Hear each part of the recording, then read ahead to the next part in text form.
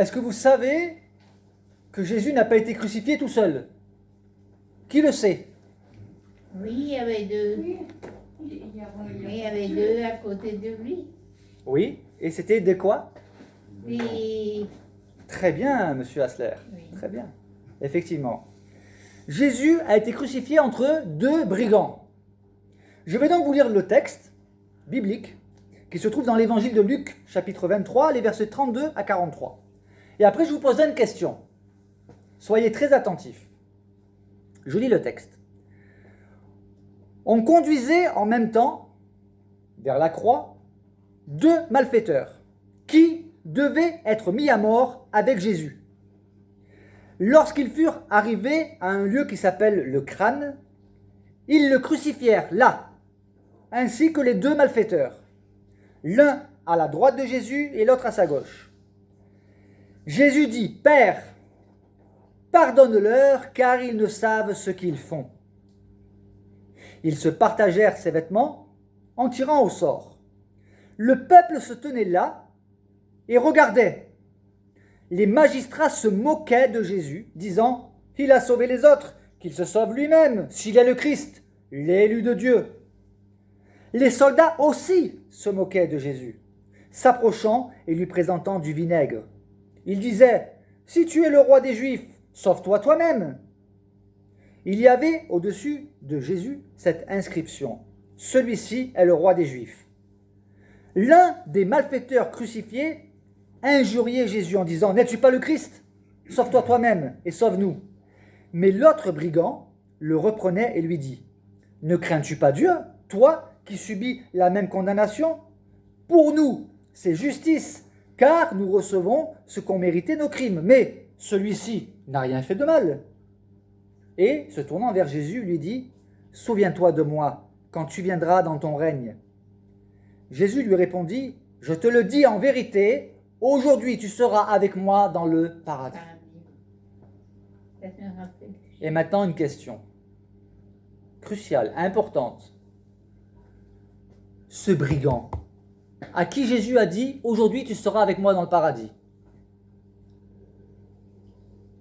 qu'a-t-il fait de bien pour aller au paradis? Est-ce qu'il mérite d'aller au paradis? C'est un brigand, je le rappelle. D'après vous? S'il s'est converti. Il a cru en Jésus. Très bien. Très bien. En fait, il n'a rien fait de bien pour mériter le paradis. Ce texte, cet épisode, est un concentré d'évangile. Mais savez-vous ce que signifie le terme évangile? On parle de l'évangile de Jésus-Christ.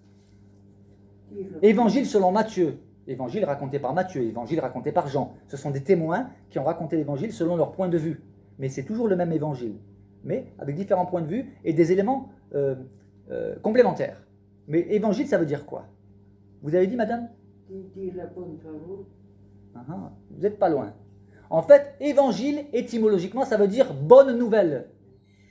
Et lorsqu'il y avait, à cette époque-là, et même avant, des conflits, des guerres, et qu'un soldat revenait, et qu'ils avaient eu la victoire, il disait « j'ai un évangile, j'ai une bonne nouvelle ». Donc l'évangile, c'est la bonne nouvelle. Et donc, cet épisode que je viens de lire est un concentré de bonnes nouvelles. Le cœur de l'évangile, c'est quoi? C'est que personne, écoutez bien ceci, personne ne mérite le paradis.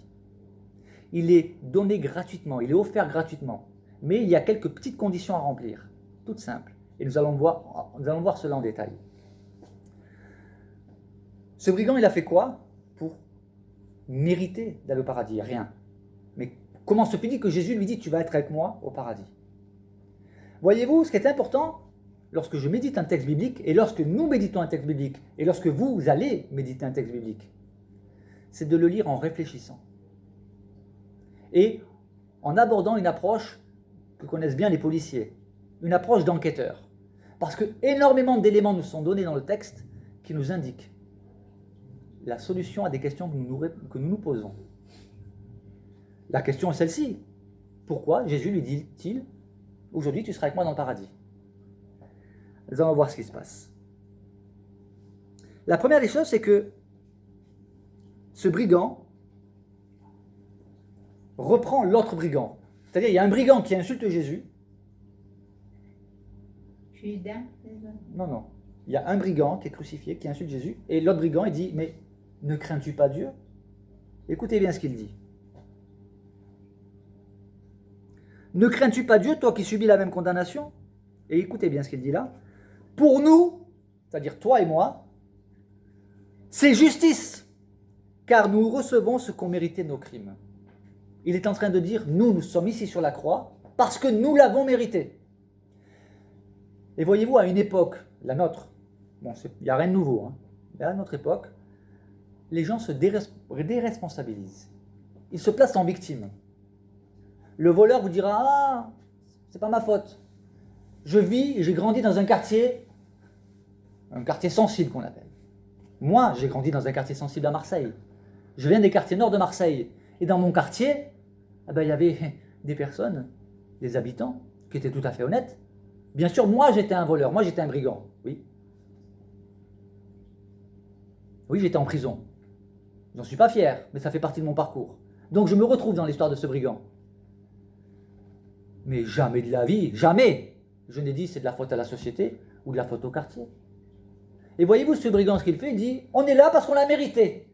Il n'a pas dit, oui, quand j'étais enfant, j'ai une mauvaise éducation, j'ai grandi dans un quartier chaud de Jérusalem. C'est la faute à la société, c'est la faute à mon père, à ma mère, à mon frère, à ma soeur, à mon cousin. Non. J'ai joué, j'ai perdu, j'assume.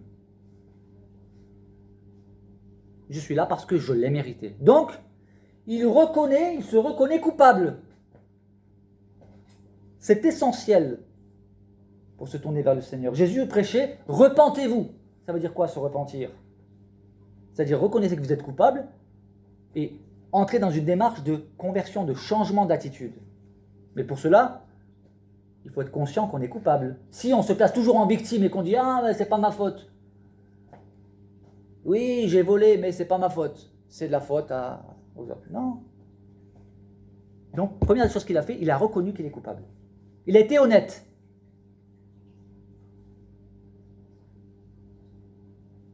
Ensuite, c'est pas suffisant. Cela n'est pas suffisant de reconnaître qu'on est coupable pour ensuite pouvoir s'entendre dire de la part du Seigneur, tu seras avec moi au paradis. Non, il y a une autre étape. Il a reconnu, il a vu en Jésus quelqu'un de totalement innocent. Il le dit. Pour nous, c'est justice, car nous recevons ce qu'ont mérité nos crimes. Mais celui-ci, il n'a pas fait comme ça, parce qu'il était crucifié, c'est pas un sketch. Mais celui-ci, c'est moi qui monte du doigt, Jésus, il dit, il n'a rien fait de mal. Parce qu'il aurait pu dire, on est 3 brigands. Lui, c'est un faux prophète, ou c'est un illuminé. Non. Il était conscient que Jésus était innocent. Mais ce n'est pas encore suffisant. Ce qui va être décisif, c'est la suite de son propos, qui en dit long. Il dit à Jésus, celui-ci, « Souviens-toi de moi quand tu viendras dans ton règne. » C'est une parole incroyable de la part d'un brigand. Et cela nous indique encore des choses très importantes. Il nous livre là, le texte nous livre des informations importantes. Souviens-toi de moi. Ça veut dire quoi? Mais c'est un simple homme qui est crucifié à côté. Comment peut-il lui dire souviens-toi de moi? Non, parce qu'il a compris que celui qui est crucifié là n'est pas un simple homme. Il a compris qui est Jésus. Puisqu'il va lui dire, il va aller plus loin. Souviens-toi de moi quand tu viendras dans ton règne. Ça en dit long. Il sait que Jésus est innocent.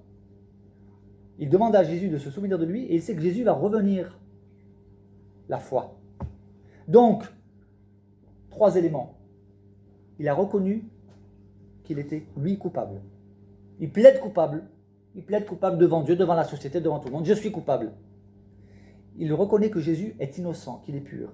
Et il a compris qui est Jésus parce qu'il sait qu'il va revenir. Donc ça veut dire que ce brigand, malgré le fait qu'il était brigand, avait des connaissances sur les Saintes Écritures. Il ne faut pas oublier qu'on est en Israël.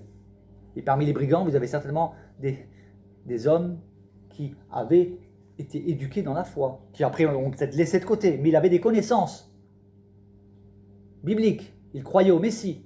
Et d'ailleurs, il a compris que Jésus est le Messie. Le Messie, ça veut dire l'élu, celui qui est choisi, le sauveur. Et donc, il plaide coupable et il a la foi. Il croit au sauveur. Et Jésus a dit, celui qui croit en moi a la vie éternelle. C'est une certitude. D'ailleurs, lorsque des personnes me disent, je suis chrétien, je suis chrétienne, je leur dis, d'accord, on va se revoir au paradis. Vous êtes sauvés alors? Elles me disent, ah non, je ne suis pas sûr, ça dépend si Dieu, je ne sais pas, Dieu seul le sait. Je dis, non, c'est qu'alors vous n'avez pas compris l'évangile. L'évangile nous communique une certitude. Ah oui, c'est prétentieux de dire que vous êtes sauvés. Non, il faut de l'humilité pour prétendre qu'on est sauvé. Ah bon? Oui. Parce que quand je dis je suis sauvé, je ne suis pas en train de dire je suis sauvé parce que je suis quelqu'un de bien. Je ne suis pas en train de dire je suis sauvé parce que je pratique des bonnes actions. Non. Je suis sauvé parce que je suis un misérable qui a reconnu qu'il est coupable et qui ne peut pas se sauver lui-même. Savez-vous ce que signifie le nom de Jésus? Jésus, ça veut dire quoi? Ça veut dire Dieu sauve. Et on ne peut pas accepter de croire à un sauveur si on n'est pas d'abord conscient qu'on est perdu sans le sauveur. Et s'il avait été possible d'être sauvé uniquement en pratiquant des bonnes actions, il n'aurait pas été utile que Dieu envoie son propre Fils mourir parmi nous. Vous voyez?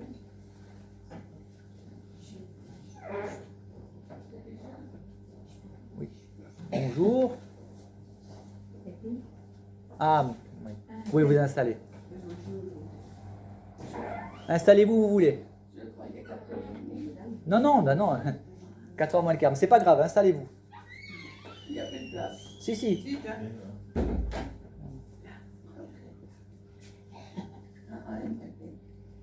Il y a encore une.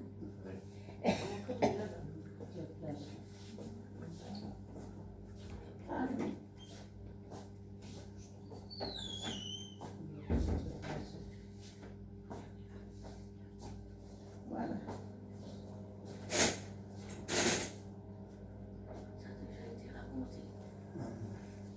Je reprends, s'il vous plaît. Un autre élément qui nous est donné, c'est que ce qui s'est passé dans le cœur de ce brigand s'est passé pendant qu'il était sur la croix. Parce que voyez-vous, lorsqu'on prend le temps de lire le même épisode dans les autres évangiles, nous avons accès à des informations complémentaires. Par exemple, dans l'évangile de Matthieu, chapitre 27, verset 44, nous lisons ceci. Les brigands, crucifiés avec Jésus, l'insultaient de la même manière. Luc nous dit qu'il n'y en a qu'un qui insultait Jésus, et Matthieu nous dit qu'il y en a deux qui insultaient Jésus. Et voyez-vous, là, ce texte est du pain béni, si je puis dire, entre guillemets, pour les contradicteurs de la Bible. Vous savez, il y a des personnes qui passent leur temps à chercher dans la Bible les erreurs, pour vous dire, voyez, c'est un livre qui est falsifié, c'est un livre qui est faux, qui est rempli d'erreurs, d'incohérences. Et ils vont vous dire, voyez, il y a une contradiction. Non, il n'y a pas de contradiction. Il y a une information complémentaire. Mais il faut aborder le texte comme le font les policiers lorsqu'ils enquêtent, pour trouver la vérité. Et la solution, elle est simple, il n'y a pas de contradiction. Il y a simplement une information qui nous indique une graduation, une évolution dans le cœur de ce brigand. Ça veut dire que lorsqu'ils ont été crucifiés, aux côtés de Jésus, les deux insultaient Jésus. Mais ils sont restés un moment sur la croix. Et on comprend, par déduction, c'est ce que font les policiers, qu'il y en a un chez qui il va se passer quelque chose. Et on comprend que ça s'est passé sur la croix. Sinon, Matthieu ne nous dirait pas que les deux insultaient Jésus. Donc, les deux insultaient Jésus, et puis Luc, lui, il nous indique le moment où ce brigand n'insultait plus Jésus. Donc, il s'est passé quelque chose sur la croix. Et voyez-vous, quand on est face à la mort, c'est souvent la profonde raison de remise en question, qui elles aussi sont profondes. Face à la mort, vous savez, tant qu'on n'est pas confronté à la mort, on est toujours plein de certitudes. Ouais, Dieu n'existe pas, et voilà. Mais voici que l'avion est sur le point de se cracher, beaucoup de personnes qui ne croyaient pas en Dieu se mettent à prier, et on peut le comprendre. Et face à la mort, eh bien, c'est un instant de vérité. On a le temps quand on a le temps, on n'a pas toujours le temps, de réfléchir. Quel est le sens de la vie? Quel est le sens de la mort? Est-ce que vraiment, lorsque je meurs, il n'y a plus rien? Ou est-ce que je vais attendre que, éventuellement, peut-être il y a quelque chose? Oui, mais si je suis passé à côté de quelque chose? Et si de l'autre côté, je ne suis pas là où je devrais être? Et là, on comprend qu'effectivement, les deux brigands insultaient Jésus et il s'est passé quelque chose dans le cœur de l'un de ces brigands.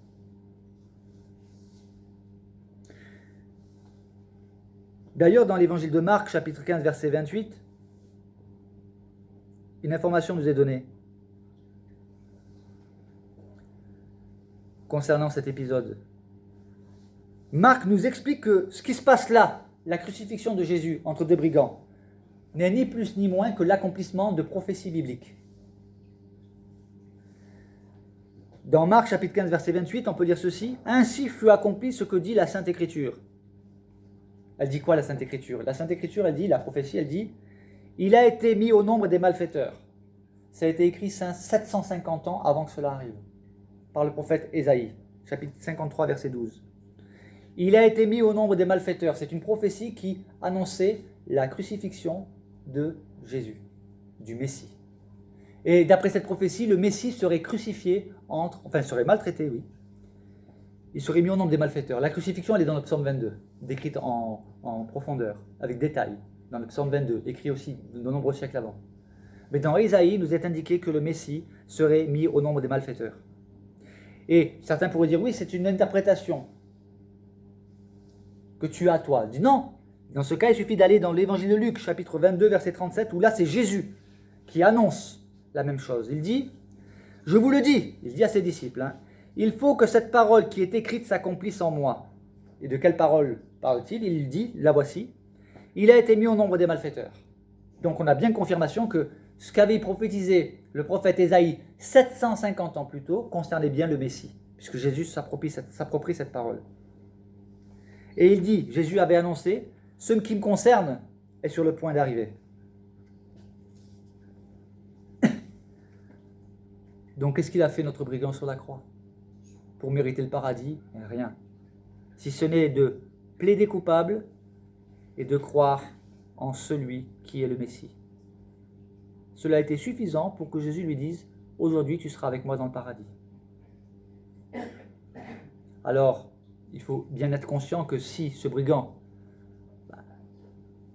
n'avait pas été sur la croix, s'il avait été gracié par les autorités, il n'aurait plus mené la vie de brigand. Parce que la grâce de Dieu n'est pas un permis de vivre dans le péché, de faire n'importe quoi. Cela ne veut pas dire que le chrétien ne pêche plus, mais il ne se jette plus volontairement dans le péché. C'est une nuance. Vous voyez ? Par exemple, à la femme adultère. Vous savez que les religieux avaient attrapé une femme en flagrant délit d'adultère. Ils l'ont amenée vers Jésus. Ils lui ont dit, Moïse a dit qu'il faut lapider une telle femme. Toi, que dis-tu? Il voulait piéger Jésus. Jésus a gardé le silence, un silence qui les a interrogés, un silence qui leur a laissé croire un moment qu'ils avaient remporté la victoire contre Jésus. Ils se sont dit, il allait coincer Jésus, il ne peut pas dire le contraire de ce qu'a dit Moïse. Sauf que Jésus les a surpris en disant que celui d'entre vous qui n'a jamais péché lui jette le premier la pierre à cette femme adultère. Et en répondant cela, il ne faisait que les mettre devant la Sainte Écriture. Parce que d'après l'Écriture, normalement, ce n'était pas la femme qui devait être lapidée, c'était le couple adultère. Et l'homme, il est où? Pourquoi vous ramenez juste la femme? Toujours la femme, vous voyez? Et en plus ça, c'est les premiers qui avaient constaté l'adultère qui devaient jeter les pierres. C'est pour ça que Jésus dit que celui d'entre vous qui n'a jamais péché lui jette le premier la pierre. Donc Jésus a été fin tacticien. Il leur a pas dit non, il ne faut pas la lapider, il a dit ok, d'accord. Que celui d'entre vous qui n'a jamais péché lui jette le premier la pierre. Mais ce qui s'est passé à la fin, c'est qu'ils se sont tous retirés accusés par leur conscience. Et Jésus leur a dit, Jésus est allé ensuite vers la femme, il lui a dit, femme, où sont ceux qui t'accusaient? Ne t'ont-ils pas condamné? Elle lui a dit, non Seigneur. Il lui a dit, va, je ne te condamne pas, non plus. Mais, ne pêche plus. Ça veut dire, ne te jette plus dans cette vie de débauche. Donc, être conscient que la grâce de Dieu n'est pas un permis pour vivre n'importe comment. Alors certes, on n'est pas parfait, on commet des péchés, sinon si on ne commettrait plus de péchés, on n'aurait pas besoin, dans la prière qu'on appelle le Notre Père, de dire « Père, pardonne-nous nos offenses comme nous pardonnons à ceux qui nous ont offensés », si nous ne péchons plus, ça veut dire que nous péchons. Mais involontairement, par faiblesse. Il y a une différence entre tomber et se jeter dans le péché. Vous voyez ? Il y a des choix qui sont faits. Voilà pour la petite parenthèse. Mais j'aimerais revenir aborder quelques textes qui précèdent cet épisode, puisque des éléments importants nous sont donnés. Le texte nous dit qu'on conduisait en même temps 2 malfaiteurs qui devaient être mis à mort avec Jésus. Lorsqu'il fut arrivé au lieu appelé Crâne, ils le crucifièrent là, ainsi que les 2 malfaiteurs, l'un à la droite et l'autre à la gauche. Jésus dit, « Père, pardonne-leur, car ils ne savent ce qu'ils font. » Quel exemple! Qui serait capable aujourd'hui de prier Dieu, de ne pas tenir rigueur à des ennemis qui nous font du mal? On aurait plutôt tendance à sortir le poing et à vouloir se venger. C'est dans notre nature humaine, ça. On a envie de rendre coup pour coup. C'est humain. Mais si nous nous disons chrétiens, nous devons nous comporter comme Jésus le demande. C'est pas facile. Je dirais même que c'est impossible sans la grâce de Dieu. Il nous faut une relation avec Dieu, une relation constante, personnelle, intime avec le Seigneur, pour mettre en pratique ce qu'il nous demande. Sinon, on a plutôt tendance à vouloir se venger, n'est-ce pas? C'est naturel. Et lui, il dit, Père, pardonne-leur, car ils ne savent pas ce qu'ils font. Et vous savez ce qu'il faisait? Il se moquait de lui. Ils le giflaient. Ils lui ont craché dessus. Ils lui ont craché dessus. Ils l'ont tourné en dérision. Et lui, il dit, Père, pardonne-leur, car ils ne savent pas ce qu'ils font. Ils ne sont pas conscients de qui ils crucifient. Et en même temps, ils vont se partager ses vêtements, ils vont tirer au sort, ils vont jouer à une espèce de loterie machiavélique. Et le peuple, le texte nous dit, le peuple se tenait là et regardait. Et vous avez des gens comme ça qui observent le mal dans toute sa triste splendeur et qui ne réagissent pas.